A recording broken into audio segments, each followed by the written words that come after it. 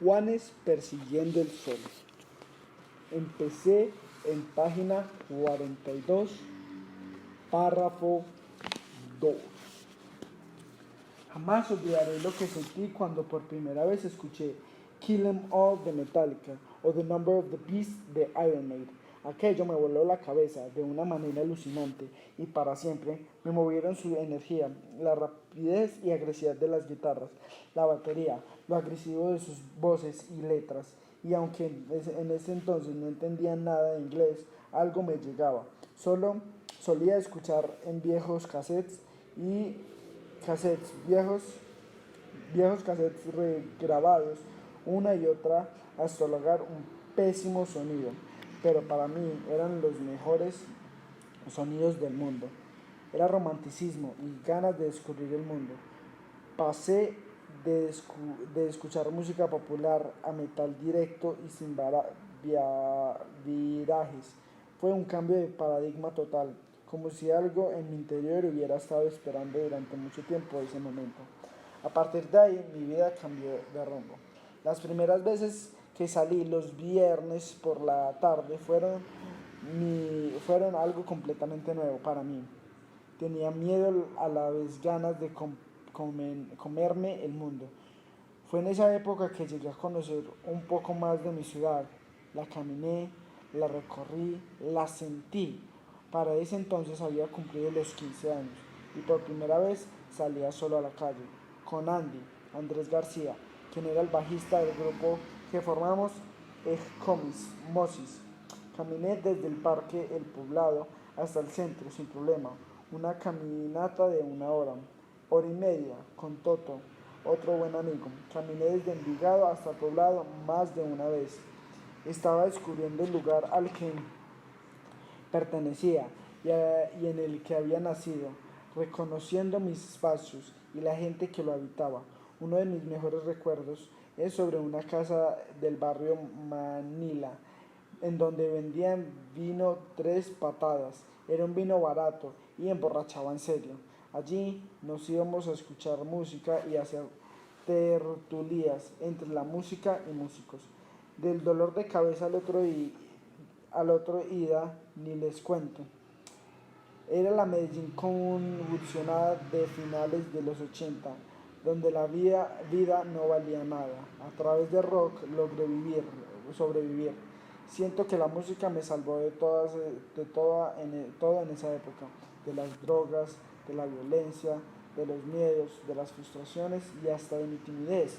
Uno de, uno de esos viernes me fui a un barrio en barrio por todo el centro buscando una guitarra eléctrica de segunda mano. Qué vueltas las que da la vida. Llevaba todo el año ahorrando para comprármela. Una moto de trail, pero desde el instante que descubrí el rock, algo cambió en mí. Lo único que quise fue comprarme una guitarra eléctrica.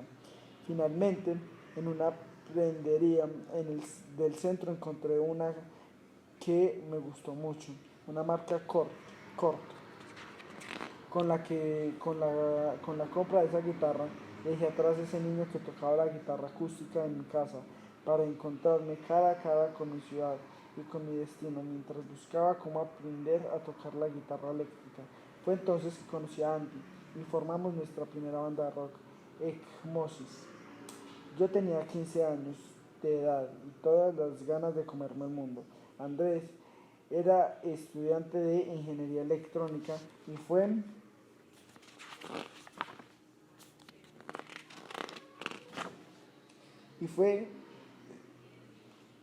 fue precisamente por esa razón que lo conocí, ya que él fue a mi casa para arreglar mi primera guitarra eléctrica. Y de paso le pedí que me enseñara a tocar la pajuela o el pic.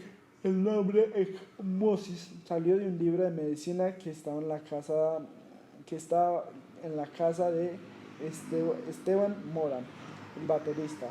Estábamos buscando el nombre más raro y el difícil de pronunciar y nos decidimos por el término médico para referirse a un moretón o hinchazón de la piel por impacto. Para cuando comencé a tocar en Ecgimosis, ya la violencia en Colombia y en particular en Medellín estaba en todo su apogeo. Eran épocas en las que los carteles de droga ya públicamente les habían declarado la guerra a la policía, al ejército y a todas las instituciones. Colombia vivía una amenaza constante. Sonaban bombas cada noche y asesinaba gente sin medida. Obviamente todo esto afectaba nuestra manera de pensar, de componer y de vivir la ciudad. Nuestro trazo sobre el lienzo eran bruscos. Aunque quisimos pintar una mariposa, era inevitable ignorar aquel ambiente hostil en el que vivíamos. En nuestras letras hablábamos de lo que no entendíamos, hacíamos preguntas, desahogábamos el miedo y la frustración. Poco a poco la música fue convirtiéndose en una manera de expresión tan poderosa y al mismo tiempo de una manera de escapar, que nos aferramos a ella con la vida y hasta darlo todo desde esos días y hasta hoy. Una noche, varios amigos del colegio y yo salíamos a la Casa Verde, un bar en Casa Vieja Colonial, ubicada en una de tantas lomas en el poblado. Nos sentamos, hicimos el pedido y cuando el mesero llegó con la orden, nos dijo de repente con voz de alerta máxima: salgan de aquí todos, váyanse a sus casas lo más pronto posible. Parece que hubo una masacre aquí cerquita en el otro bar. Corrimos aterrorizados sin entender nada, cada uno para su casa. Horas más tarde publicaron la noticia en el radio, la TV, la prensa. Todo el país fue testigo de aquella noche marcada que jamás se olvidarán. Decían en los medios el 23 de junio de 1990. Varios hombres armados, disfrazados de policía, entraron al bar Oporto. Entre gritos y amenazas se retiran a las personas del bar, los tiran al suelo boca abajo y a quemarropa les disparan en la cabeza. Esa noche asesinaron sin piedad a 19 personas o más bien asesinaron a sangre fría a 19 jóvenes, entre ellos a Camilo, un amigo del colegio que le decíamos Conavi por cariño y a quien varias veces le di clases de guitarra. Me desperté al otro día para comprobar que lo que había sucedido la noche anterior no era un sueño o una pesadilla, sino la realidad. El país entero estaba emocionado ante semejante barbarie, y yo seguía sin creer que pudiera ser verdad. Entonces levanté el teléfono y lo llamé a su casa.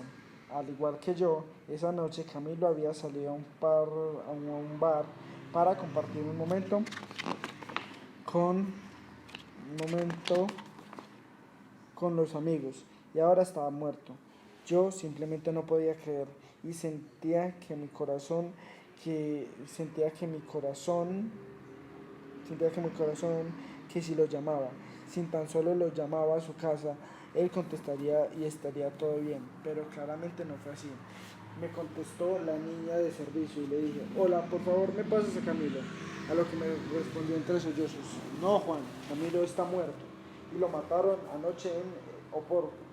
Oporto fue una de las muchas masacres que vivimos en Medellín y en Colombia durante los peores años del terrorismo. Yo apenas entendía lo que estaba pasando en mi país y a mi ciudad. Con el tiempo he aprendido a procesarlo, pero en ese momento nada de lo que estaba pasando tenía sentido. La vida no valía nada y el miedo era constante. El exceso de violencia y la frustración de aquellos días elevaron mi fiebre por el metal en cantidades imaginables. Con el simple hecho de escuchar el sonido distorsionado y rápido de las guitarras en combinación con la batería, me sentía liberado y sin intención. Era una forma de soltar todas las sensaciones de rabia y dolor que comencé a apoderarse de mi alma. Aprendí a mover mi melena hasta más no poder.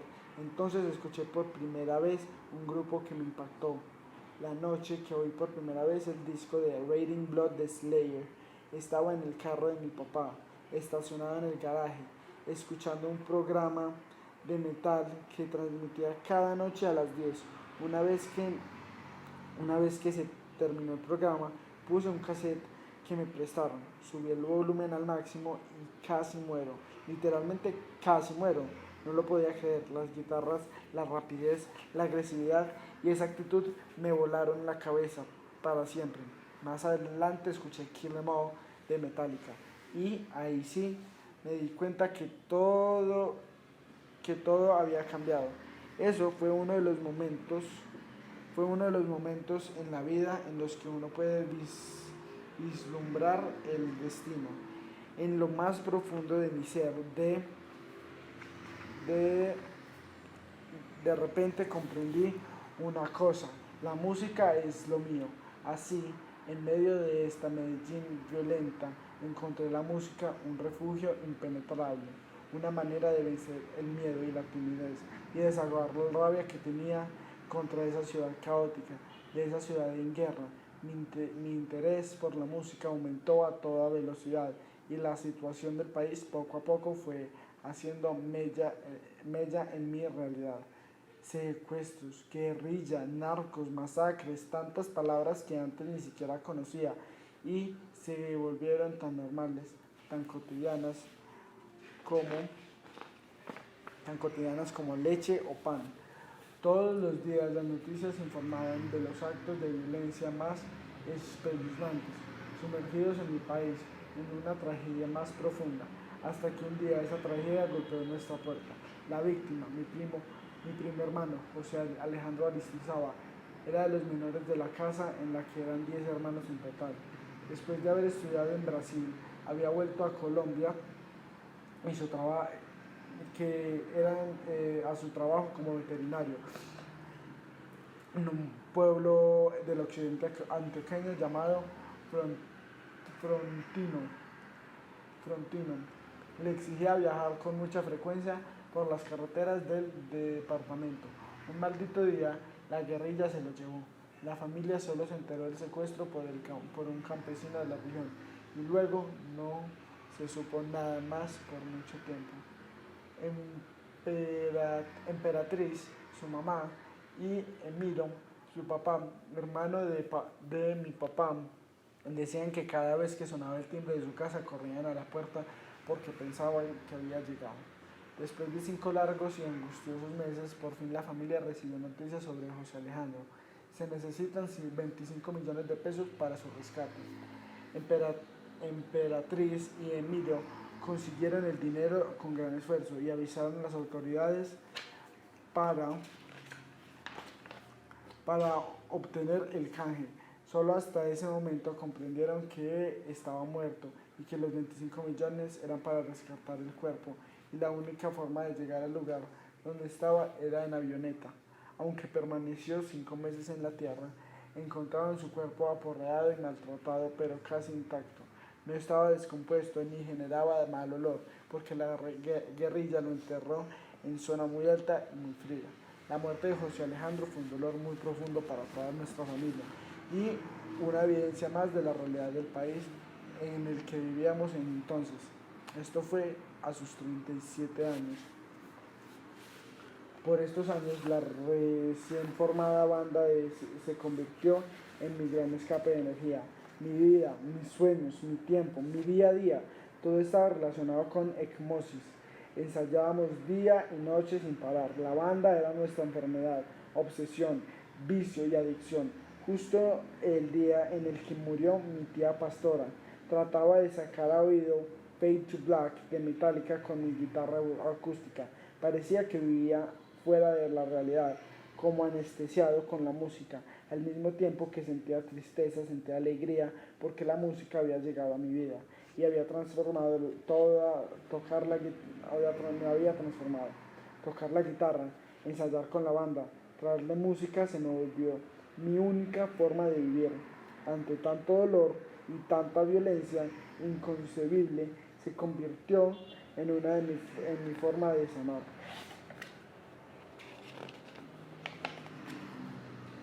Capítulo 3.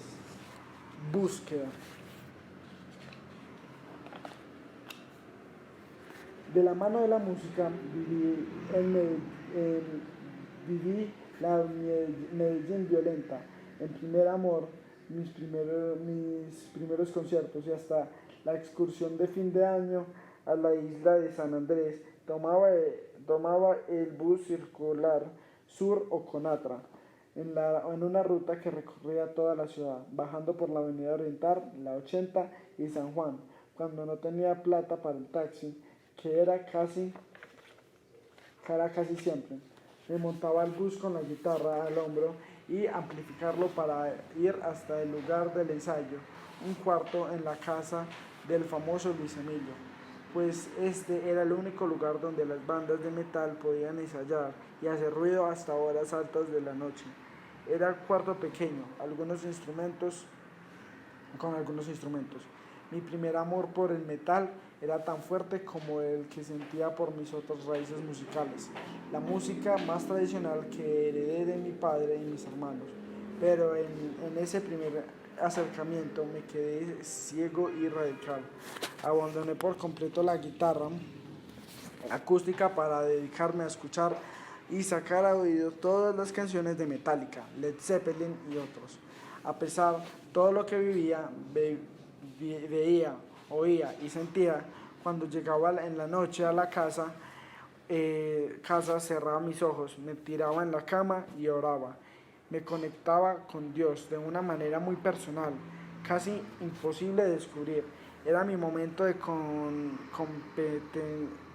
compenetración y reflexión.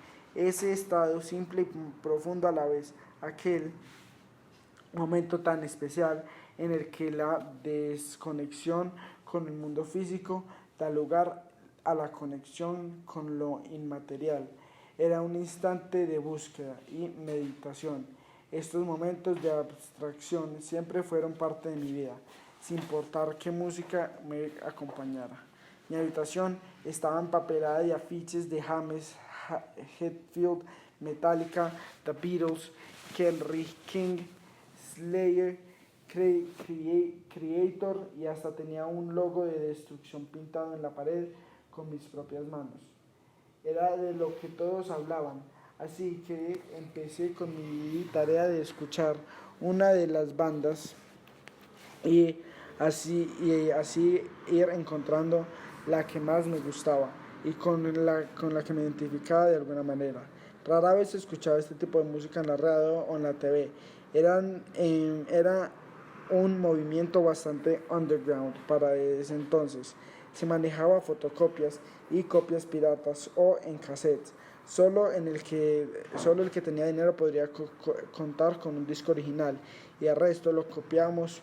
Una tarde estaba haciendo una cartelera para clases sociales y entró mi hermano José al cuarto mientras escuchaba 666, The Number of the Beast, de Iron Maiden, a todo volumen. Para ser sincero, no entendí ni una palabra de lo que decía la canción. Sin embargo, me sentía completamente atraído por ella.